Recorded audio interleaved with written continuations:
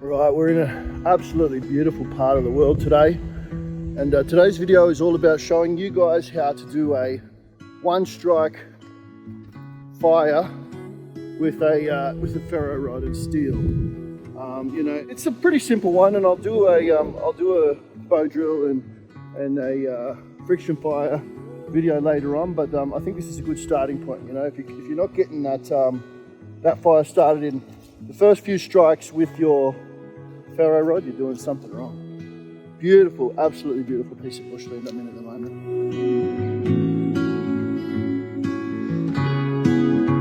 Alright guys, well this here is a perfect example of how not to leave your camp.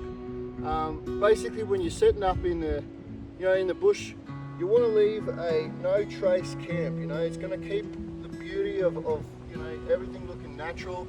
It's also nice to come out here and not see signs of other people. So I'm going to tidy this up a little bit, but yeah, leaving half burnt logs and charcoal all around the place, that's not the way to do it. You want to burn everything down to ash. You want to scatter the ash in the bush, and you want to cover the area where you've had your fire up so it looks as if no one's been there. I'm going to do that now.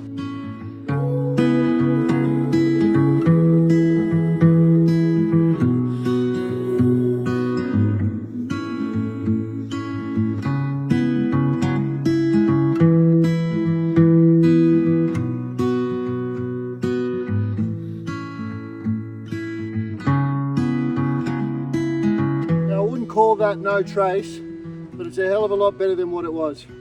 I'm going to move on and find a spot to do this one strike ferro rod fire.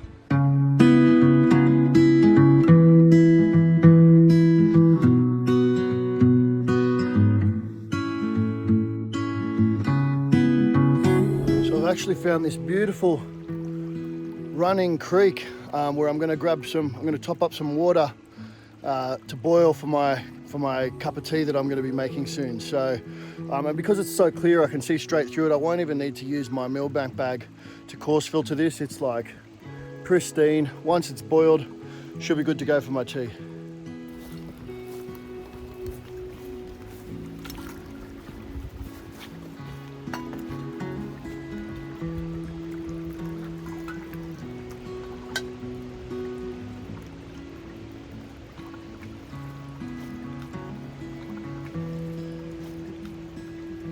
Alright, so I've got a nice little flat area here that's already been partially dug out and leveled out by a bandicoot or something like that for me. So I'm going to use this as my area where I'm going to start my little fire with the one strike method that I'm going to show you, and then we'll boil up some water and make a bit of tea.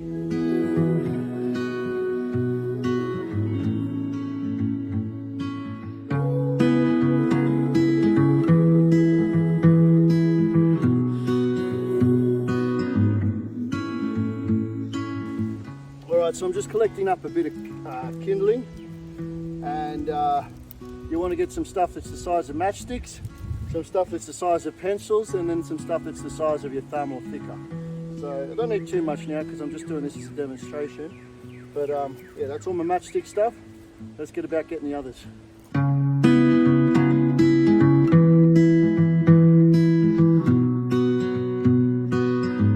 Now, you only want to collect as much wood as you intend to burn in that one session, and that way we don't leave a mess in the bush like we saw a little bit further back there. So what I'm going to do is I'm going to set up my water bottle now, set up a fire around it, and then we're going to get some tinder ready so that we can get it lit and get some water boiled for a nice cup of tea.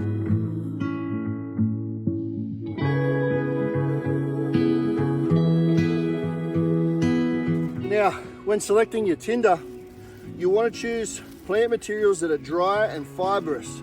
So I've got this bark from the turpentine tree over there, and you can see it's nice and stringy and fibrous, and when I buff that up, it's going to make a really nice kindling, a nice tinder. I've actually got some bracken fern there as well that I'm going to rub into it. You want to create a tinder ball about the size of a tennis ball, but it's got to be really nice and roughed up and fibrous if you're going to get it in one strike. So what I might do is I'll start with this turpentine tree bark, and you want to really rub it into a good ball. Get all those fibers separated. We're increasing the surface area here, and you you know, because we're going to be shooting really small sparks into it, we want to make sure that it's really, really fine, like cotton wool almost. So I'm going to break it up and I'm going to rub it together and give it a good solid buff. And then what I'm going to do is the same with my bracken fern. I'm actually mix the bracken fern through it. I think that'll give us a better chance. Get the big woody bits out, because they're not going to help your cause. Got a little bit of dust floating into my water there, but that's okay. It all adds to the flavour in the bush. Alright, I reckon we're nearly getting to a point there where I'm ready to try and spark it. Now, for me, the tip is, get your little tennis ball, okay? And you want to poke a bit of a hole in it so you create a bird's nest. But instead of striking straight down on it, I like to strike sideways onto the bird nest. I find that that's my tip for the one strike start. So let's get our ferro rod and knife and let's give him a go.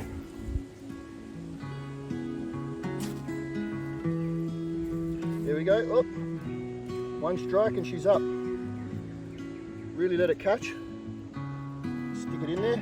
Make sure you keep plenty of air under it, or it will go out before it starts to catch onto your kindling. But there you go. That's a one strike start with the ferro rod. In a couple of minutes, I'll have some boiling water that I can make my tea out of.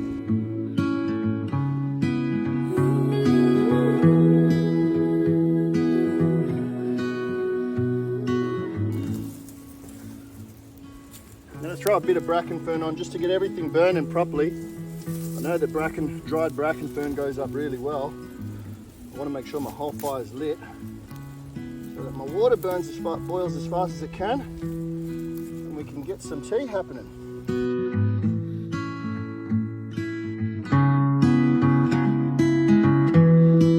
So notice I put the tinder on the side away from where the wind is blowing, or the side away from where the wind is blowing to, so that the flame blows towards our water. That'll help us to get a faster burn, and it'll also allow us to get the whole setup lit faster. I'll show you once that water is boiling. I'll show you a little trick getting him off the fire without burning your fingers. Just keep on sticking sticks on just to keep that flame nice and hot. It's going to take a little bit of time to boil a litre of water. So, alright, so we've now got him to the rolling boil. The next step is get your tea ready in advance before you pull it off the fire. A couple of tea bags and a bit of sugar here. Tea bag in there.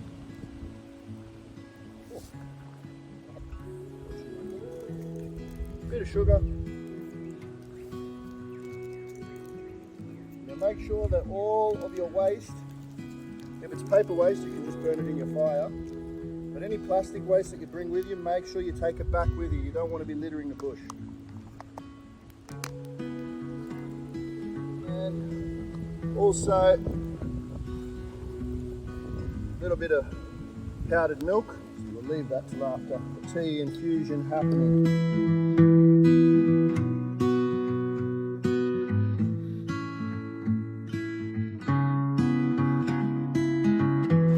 I'm going to do while I wait for my tea bag to infuse before I put my milk powder in, I'm just going to tend my fire a little bit and make sure that we're burning this fire right down to ashes. You want to leave the bush looking exactly the way it looked when you got here. And if you've only used sticks that are no bigger than your thumb like me, then you can quite easily cook yourself a cuppa, get yourself warmed up and burn that down to ashes in, you know, under half an hour, or at least under an hour. Get him burned down to ashes and leave no trace. Might throw a few more sticks on just because I want to have a little fire while I'm enjoying my tea.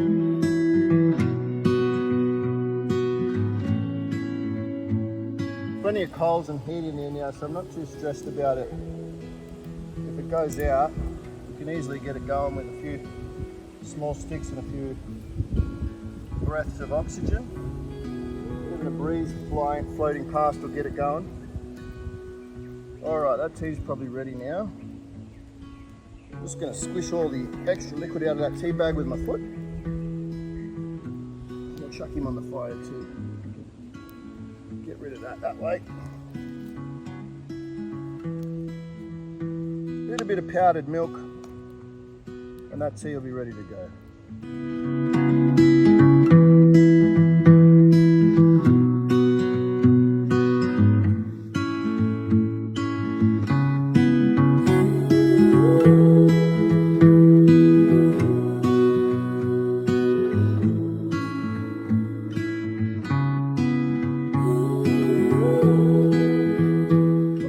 A little bit.